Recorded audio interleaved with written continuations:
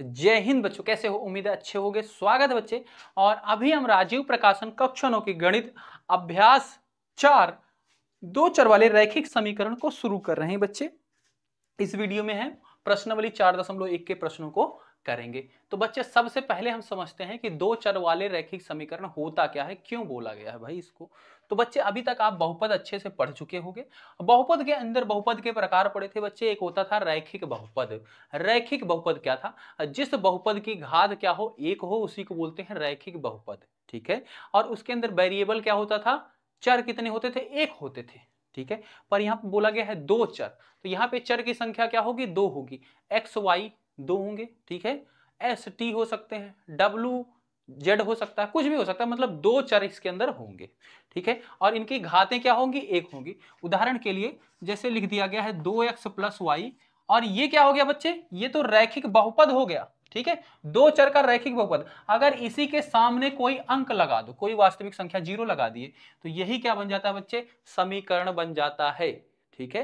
जैसे दो रैखिक समीकरण हो, रैखिक बहुपद हो, उसके आगे लगा दो क्या? जीरो, कोई अंक लगा दो, तो वही क्या बन जाता है? समीकरण बन जाता है। ये बहुत बेसिक सा डिफरेंस है। अगर आपको बहुपद आप पढ़ रखे हो तो ये समझने में कोई दिक्कत नहीं होगी, क्योंकि इसने को बोलते थे रैखिक बहुपद। ठीक है। और इसी के सामने जीरो लगा दिए तो ये क्या हो गया? समीकरण हो गया। और इसमें चर की संख्या क्या है? दो है, एक एक्स है, एक वाई है, दो चर है, इसलिए दो चर का दो चर वाले रैखिक समीकरण मतलब है। ठीक है। तो बस पहली प्रश्नावली के अंदर आपको सिर्फ समझना है कि दो चर का रैखिक समीकरण क्या होता है, और उसी के ऊपर कुछ क्वेश्चन है। तो ये हो गया बच्चे दो चर का रैखिक समीकरण। ठीक है। इसके बराबर में क्या होना चाहिए? शून्य होना चाहिए। और इधर क्या होगा? कुछ भी एक्स वाई, दो वेरिएबल होंगे, कोई अंक भी होगा। ठीक है। इसी को बोलेंगे रैखिक समीकरण। ठीक है। तो मान लो कोई ऐसे दिया, ऐसे होता है, इसका सामान्य रूप क्या होता है बच्चे? ए एक्स बी वाई प्लस सी बराबर जीरो। सामान्य रूप इस तरीके से होगा, मतलब एक पद होगा जिसके अंदर x होगा, एक पद होगा y होगा, और एक पद होगा जिसके अंदर कोई अंक होंगे, बराबर में जीरो होगा। इसी को बोलते हैं रैखिक दो चर का रैखिक समीकरण का सामान्य रूप, मतलब इस रूप में और लिखा जाता है। ठीक है। तो समझ लिया। अब मान लो एक बहुपद दिया गया है 2x 4y minus 1 equal to zero. तो बच्चे ये और ये क्या है? इसी की तरह बना है, ये इसका समान रूप था, इसी तरीके से बहुपद है ये, ओ सॉरी समीकरण है।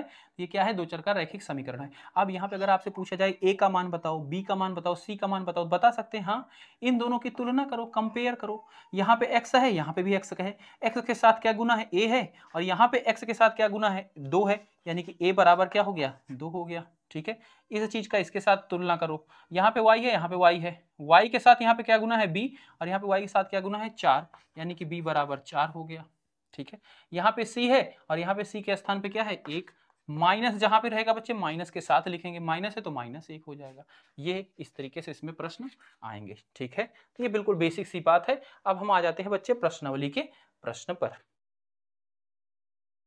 तो बच्चों पहला प्रश्न कह रहा है एक नोटबुक की कीमत एक कलम की कीमत से दुगनी है।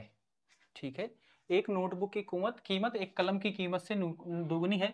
इस कथन को निरूपित करने के लिए दो चर वाला एक रैखिक समीकरण लिखिए। ठीक है। इस जो कथन दिया गया है इसको लिखने के, इसको रैखिक समीकरण के रूप में लिखिए। बस इतना कह रहा है कि मतलब ये हिंदी में ऐसे दिया गया, इसको मैथमेटिक के रूप में लिख के बताओ भाई बस। तो इसमें क्या करेंगे भाई?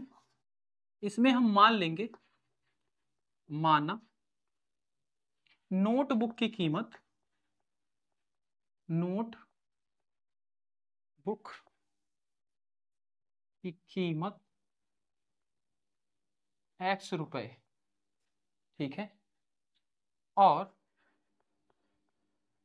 नोटबुक और कलम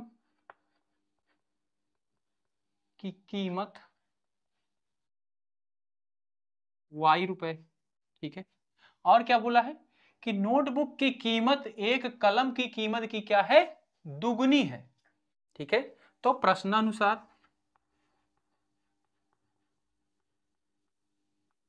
ठीक है, प्रश्नानुसार किसकी कीमत दुगनी है? नोटबुक की कीमत एक कलम की कीमत से दुगनी है, मतलब कलम की जितनी कीमत है ना उसका डबल कर दो तो किसके बराबर होगा, नोटबुक के बराबर। ठीक है, इसको मैं अच्छे से लिख दे रहा हूं बच्चे, किसका, कलम का कीमत का दुगुना करोगे किसके बराबर होगा, नोटबुक की कीमत के बराबर। तो कलम का कीमत क्या है भाई, y है, यानी कि 2 गुना कर दें y को तो ये किसके बराबर हो जाएगा, कलम की कीमत यानी कि x के बराबर हो जाएगा। ठीक है, ये बन गया समीकरण। ठीक है, ये बन गया समीकरण। अब बच्चे इस x को इधर लाओ तो क्या हो जाएगा, ये हो जाएगा माइनस का x और प्लस का 2y बराबर 0, और यही आपका समीकरण बन जाएगा। इसी को बच्चे अगर आंसर मिलाओ, इसमें आंसर क्या दिया गया उसके हिसाब से अगर मैं लाना चाहूँ तो वो भी आ जाएगा। देख लेते हैं क्या आंसर है बच्चे इसका, x बराबर 2y, x बराबर 2y, वही था x बराबर 2y, x को इधर लाए तो माइनस हो गया है। ठीक है, और अगर हम इसमें -1 से इधर गुना कर दें, -1 से इधर कर दें, माइनस से करेंगे तो इसका सिंबल बदल जाएगा, तो ये क्या बन जाएगा, प्लस का बन जाएगा, और ये क्या बन जाएगा, माइनस का बन जाएगा, और बराबर में 1 से 0 में गुना होगा, -1 से 0 ही हो जाएगा। तो ये इसका जवाब दिया गया है और ये भी जवाब दिया गया है। ठीक है, x बराबर 2y या 2y बराबर x, दोनों बात एक होती है। तो इस तरीके से आपको इसको लिखना है। ठीक है, इसी को बच्चे ये बराबर लगा है तो दोनों चीज बराबर है, चाहो तो इसको x बराबर 2y भी लिख सकते हो। ठीक है, ये इस तरीके से लिख सकते हैं। इसके बाद बच्चे इसका दूसरा प्रश्न है, कह रहा निम्नलिखित रैखिक समीकरण को ax by प्लस सी बराबर 0, ax प्लस by प्लस सी बराबर 0 के रूप में व्यक्त कीजिए और प्रत्येक स्थिति में a b c के मान बताइए। ठीक है, तो ये दिया गया, इसके कई सारे भाग हैं बच्चे, 2 भाग हमने यहाँ पे लिखे हैं। तो इसको कैसे बनाना है बच्चे, बराबर के उधर क्या रहना चाहिए, 0 हो जाए ऐसे कर देना है बस, यानी कि बराबर के इधर कोई अंक नहीं छोड़ना, सबको इधर ला लेना है।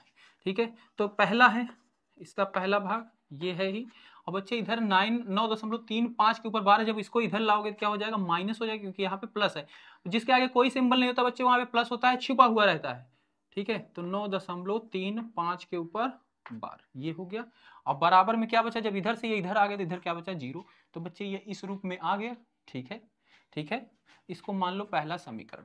ठीक है, और इसका सामान्य रूप लिखो, दो चर वाले रैखिक समीकरण का सामान्य रूप, यानी कि ax प्लस by प्लस सी बराबर 0।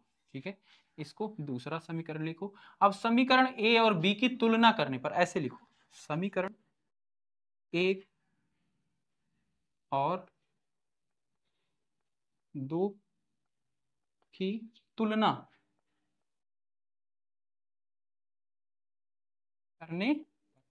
करेंगे तो क्या मिलेगा भाई, यहाँ पे x है, यहाँ पे x है, यहाँ पे a है, यहाँ पे 2 है, यानी कि a बराबर क्या है, 2 है। ठीक है, यहाँ पे y है, यहाँ पे y है, यहाँ पे b है, b की जगह पे यहाँ पे 3 है, तो b बराबर 3 हो गया। यहाँ पे क्या है, प्लस का c है, और यहाँ पे क्या है, माइनस का 9, तो c बराबर क्या हो गया, 9.35 के ऊपर 12, ये हो गया। तो ए बी सी का मान पता चल गया। ठीक है, सेम चीज इसमें करना है बच्चे, इसमें बराबर ऑलरेडी 0 दिया ही गया है, तो डायरेक्ट हम इसका सामान्य रूप लिखेंगे, ax by प्लस सी बराबर 0, ये हो गया पहला समीकरण, ये हो गया दूसरा।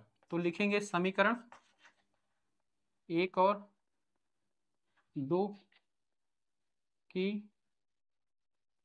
तुलना करने पर। ठीक है, तुलना करेंगे तो यहाँ पे x है, यहाँ पे x है, यहाँ पे x के साथ क्या गुना में है, 1, यहाँ पे x के साथ गुना में क्या है, a, तो a बराबर 1। बच्चे यहाँ पे कुछ नहीं है, मतलब 1 होता है छिपा। ठीक है, छिपा हुआ रहता है।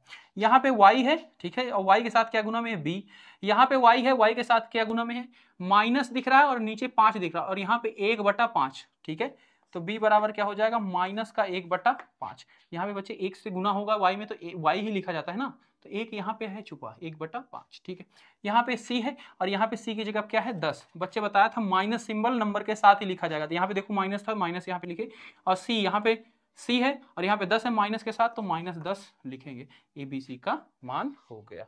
ठीक है, तो इस तरीके से है बच्चे ये इसके दोनों भाग। इसके बाद बच्चे इसका तीसरा भाग है, -x प्लस 3y बराबर 6। ठीक है, तो ये 6 को इधर ला लो। ठीक है, ये 2x 3y, इधर 6 है, इधर आएगा तो क्या हो जाएगा, -6 हो जाएगा, बराबर में जीरो, इसके आगे कोई सिंबल नहीं था ना बच्चे, इधर आया माइनस हो गया, ठीक है। या फिर ऐसे इसको किया जाता है, इस 6 को हटाने के लिए, यहाँ पे जीरो बनाने के लिए क्या करना पड़ेगा, -6 इधर करना पड़ेगा, और 6 माइनस करोगे इधर तो इधर भी -6 करोगे, और इधर वाला 6 - 6 जीरो हो जाएगा, और इधर वाला -6 बच जाएगा। इस तरीके से भी समझ सकते हो, इसको बोल लो पहला समीकरण, ठीक है। और इसका सामान्य रूप लिखो, ax by प्लस सी बराबर 0, ये ले लो सेकंड समीकरण। अब समीकरण 1 और 2 की तुलना करने पर, इन दोनों की तुलना करो बच्चे, तो यहाँ पे x है, यहाँ पे x है, x के साथ a है, यहाँ पे a की जगह क्या है -2 है, यहाँ पे y है, यहाँ पे y है, b है, b की जगह क्या है 3, यहाँ पे c है, यहाँ पे c की जगह क्या है 6, ठीक है। ये हो जाएगा इसका जवाब, ठीक है। चौथा देखो बच्चे, यहाँ पे x बराबर 3y है, तो 3y को इधर ला लो, माइनस का 3y बराबर में 0, ठीक है। अब इसका सामान्य रूप लिखो, ax by प्लस सी बराबर 0, इन दोनों की तुलना करो, समीकरण 1 और 2 की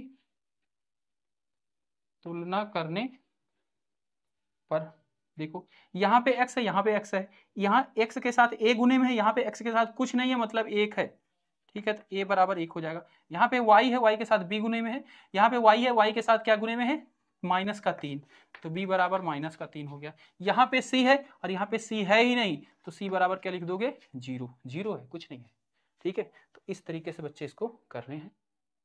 इसके बाद बच्चे इसका पांचवा भाग देखो, 2x बराबर -5y है, -5y को इधर ला लो, ठीक है। -5y इधर आएगा तो प्लस का 5y हो जाएगा बराबर में 0, क्योंकि बराबर में 0 होना चाहिए। अब इस दो चर के रैखिक समीकरण का सामान्य रूप लिखो, ax by प्लस सी बराबर 0, इसको पहला समीकरण, इसको दूसरा। वही चीज इसमें भी लिखनी है, समीकरण 1 और 2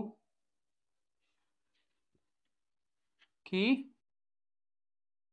तुलना करने पर क्या हो जाएगा भाई, x है, x के साथ a में है, यहाँ पे x है, x के साथ 2 है, यानी कि a बराबर 2 है। यहाँ पे y है, y के साथ b है, और यहाँ पे y है, y के साथ 5 है, यानी कि b बराबर 5। यहाँ पे c है, यहाँ पे c है ही नहीं, यानी कि c बराबर 0, ठीक है। कोई अंक है ही नहीं, 0 हो गया। तो इसमें देखो बच्चे, ये तो है ही सामान्य रूप में इसके, तो इसको भी ax प्लस by प्लस सी बराबर 0, ठीक है। इसको पहला समीकरण, इसको दूसरा। तो समीकरण 1 और 2 की